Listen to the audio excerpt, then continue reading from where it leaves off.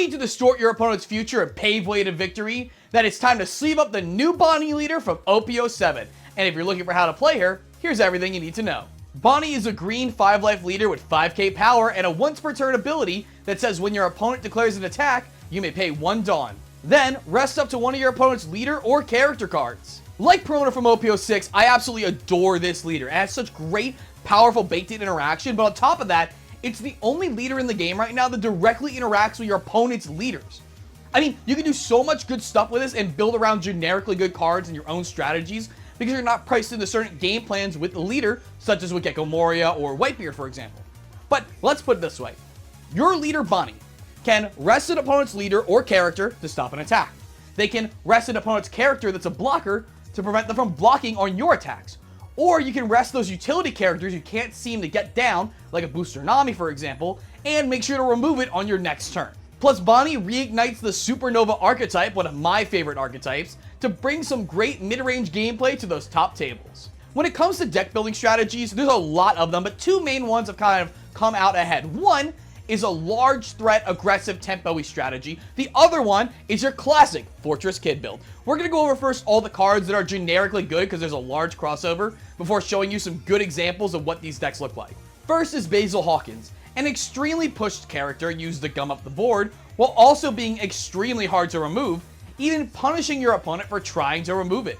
As a 6-cost 7k power character, this character gains blocker when your leader is a Supernova subtype. And the first time he would leave the field during your opponent's turn due to a card effect, he protects himself and rests an opponent's character. Then there's Urug, a 4-cost 5000 power character with 1k counter that's both a blocker and features this end of turn effect that sets a Dawn back as active. It's a fantastic defensive option by blocking, but also allows you to keep tapping out on curve while guaranteeing you'll have 1 up for your Bonney's leader ability.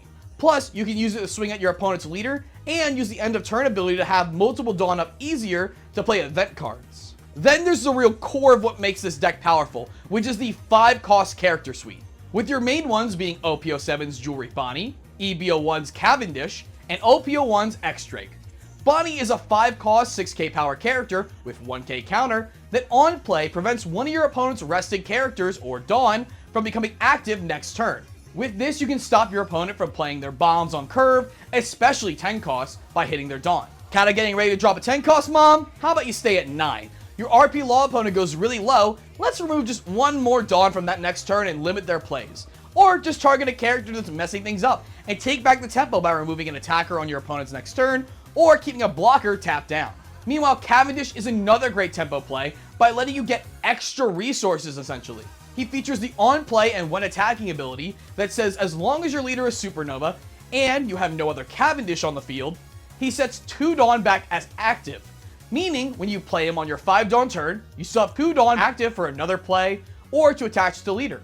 And attacking with him after playing cards gives you 2 more Dawn to utilize in a turn. And of course, there's the amazing X-Drake from OP01, a 5-cost 6k power body with 1k counter with on play, KO arrested character costs 4 or less. And this is infinitely easier to set up than before because your leader Bonney can literally rest the target. Now the reason we focus so much on our 5-cost character suite is this guy right here. OP04's Rosinante, an 8-cost 8k power character with on play you may rest this character.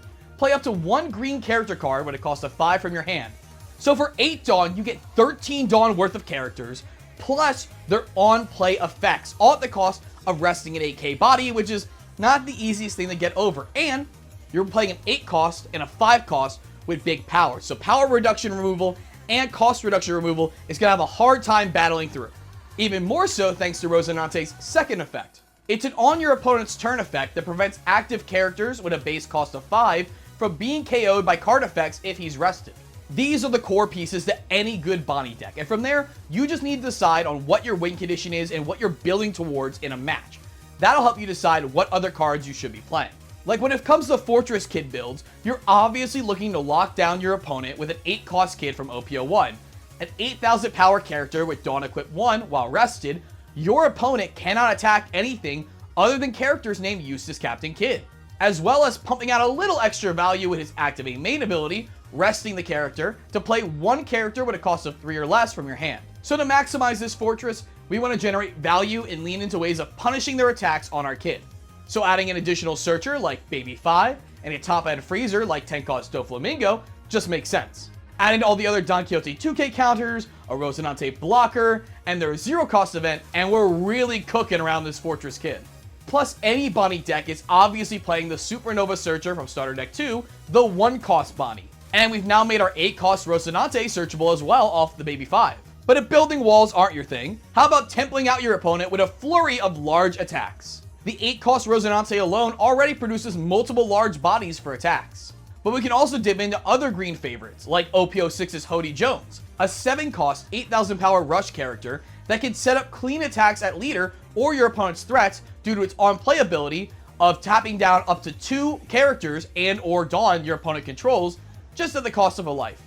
Or how about OPO6's 9-cost Zoro, with the ability to swing out 3 times at 9,000 power, or 3 times at 16,000 power if you just throw all your extra Dawn on it. This card can seriously take over the tempo of any game. Plus, there's some matchups where you're a little slow thanks to the large bodies you're playing, and that Zoro is the best way of catching back up. Honestly, the coolest thing about playing this Bonney deck and being in the mono-green deck building strategy is that there's such a wide variety of cards you can pull from to make a ton of different strategies based on player preference, what you think you're going to play against, favorite cards. Green has such a wide playability pool of high-level cards, and they were just waiting on some new support and a leader like this to bring them back into the spotlight. And it makes my job a little bit harder because it would take forever to show you all the cool things you can do.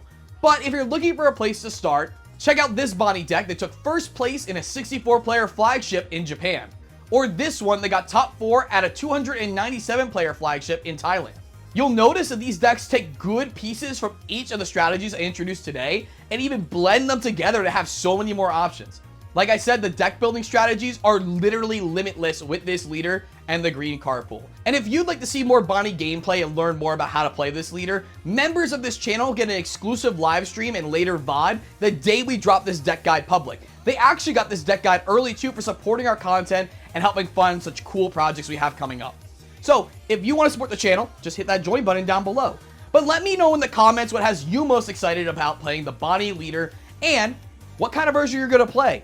And if you're looking for more guides on how to play OPO7 leaders or just some more fun One Piece content, check out the channel and subscribe.